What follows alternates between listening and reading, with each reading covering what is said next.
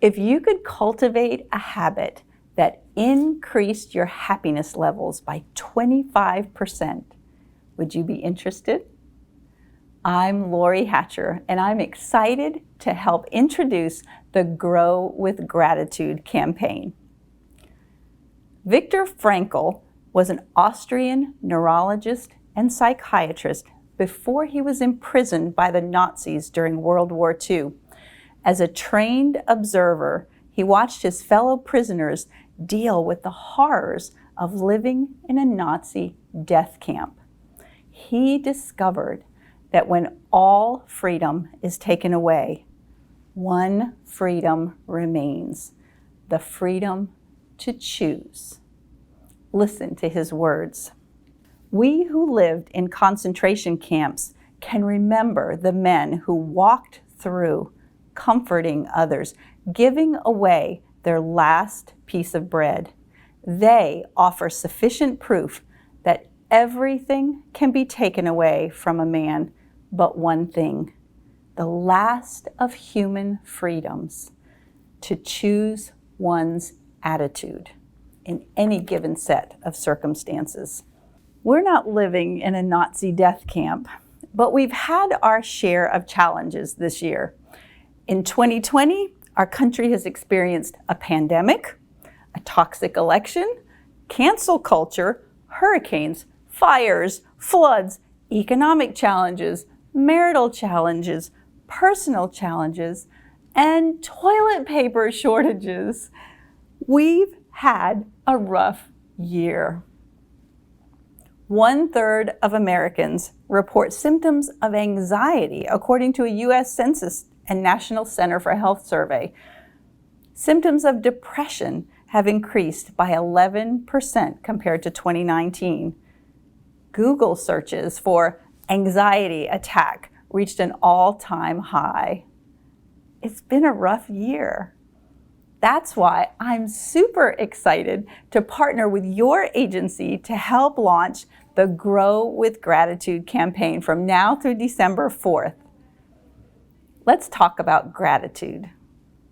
3 decades ago, Martin Seligman and his colleagues launched the field of positive psychology. They began the scientific study of emotions such as gratitude, optimism, forgiveness, happiness, and compassion. They learned that cultivating personal attributes fortifies us during times of adversity and emotional turmoil and leads to greater happiness and resiliency.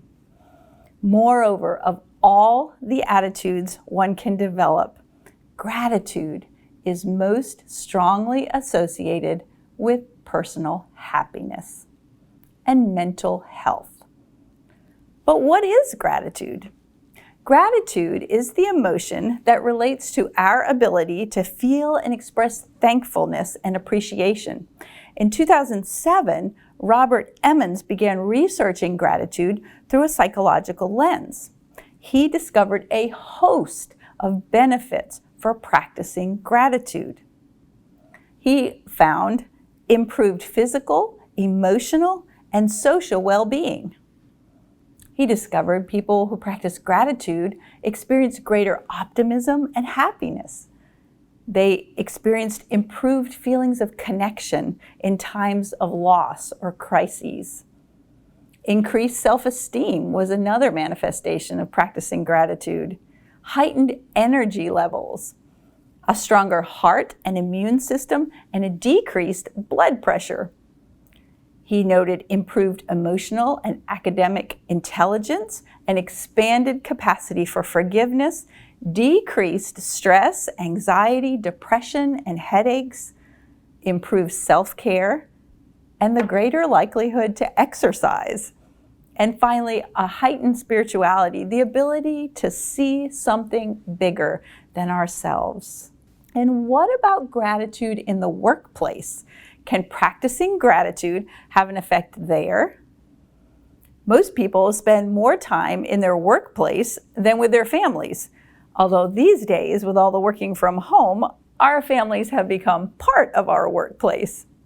Since this is the case, it's vital that people work in healthy, supportive, and grateful environments, that they feel affirmed and appreciated by their bosses and colleagues.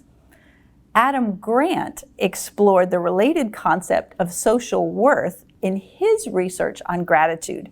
At a fundraising call center, he discovered that a simple personal visit from the manager explaining the value of the work the callers were doing and thanking them for it resulted in a 50% jump in the number of calls that were made.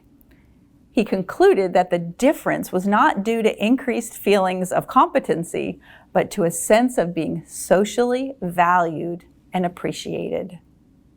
Unfortunately, some employers and employees are hesitant to engage in formal gratitude practices. In response, researcher Amy Gordon in a 2019 study identified 4 myths and the associated truths about practicing gratitude at work. Myth number 1, it's forced. The truth is that participants assigned to be more grateful are more satisfied, healthier, and happier. People enjoy gratitude interventions even when told to practice it. Myth number 2, it's fake.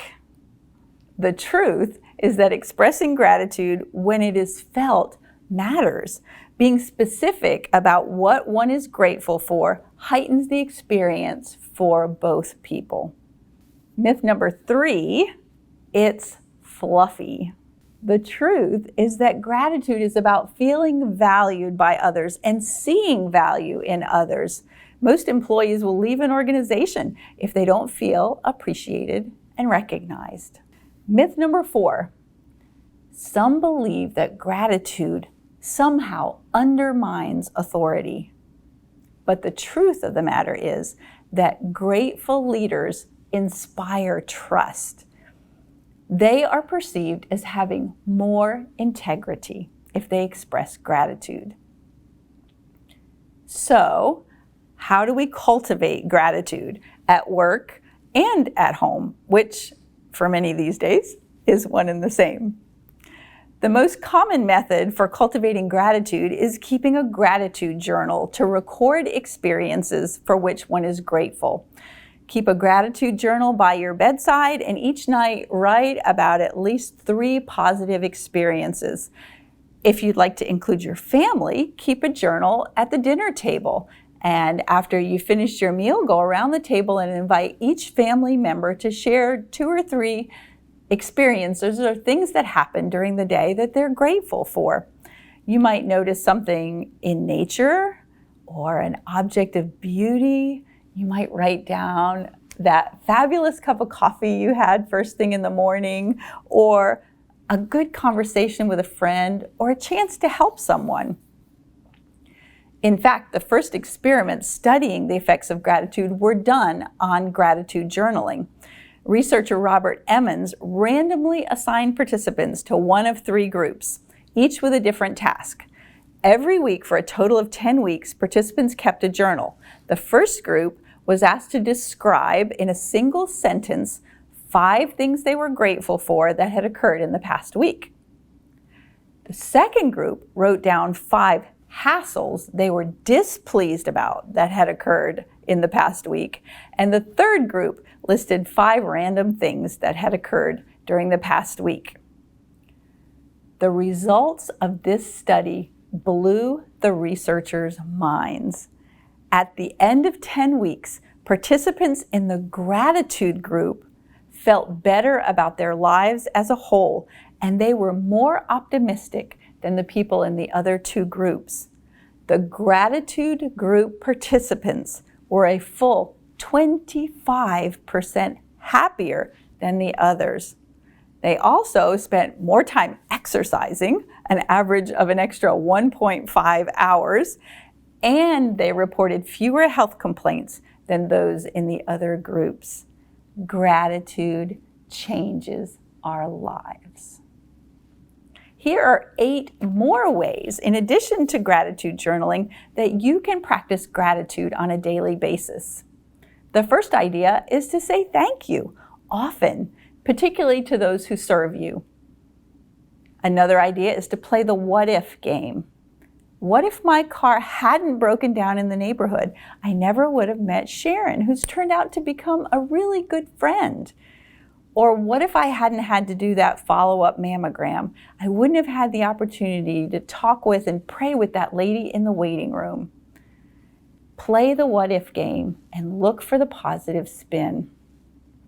Another idea is to linger on thoughts of positive moments during the day, or to express gratitude at meals, alone or with loved ones. Here's a hard one.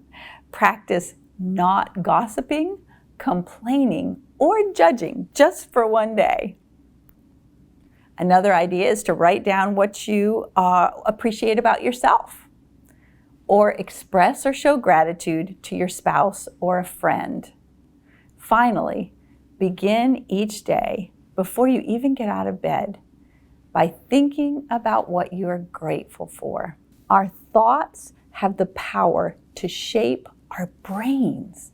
The more conscious we are about perceiving experiences as positive, the more this perception will generalize to other parts of our brain. Negative experiences are like Velcro. They tend to stick in our minds, whereas positive experiences are like Teflon and they slide right off. We have to actively work to integrate those positive experiences into our brain so the positive will stick and the beneficial effects will endure. Dr. Chuck Swindoll said, "The longer I live, the more I realize the impact of attitude on life. Attitude to me is more important than facts. It's more important than success, than what other people think or say or do. It's more important than appearance, giftedness, or skill.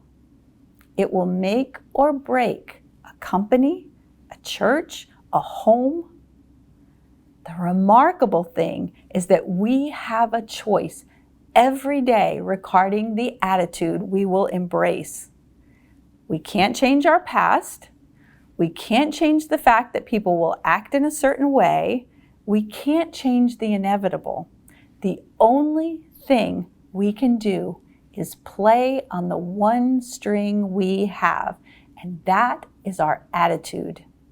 I am convinced, Dr. Swindoll says, that life is 10% what happens to me and 90% how I react to it.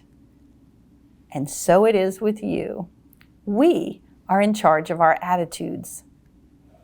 Over the next several weeks, you will have the opportunity to participate in the Grow with Gratitude campaign. You'll have lots of opportunities to express gratitude. I hope you'll jump right in, realizing that the grateful heart is the happy heart. Every day, beginning today, you have two choices: grumbling or gratitude. I hope you'll choose gratitude.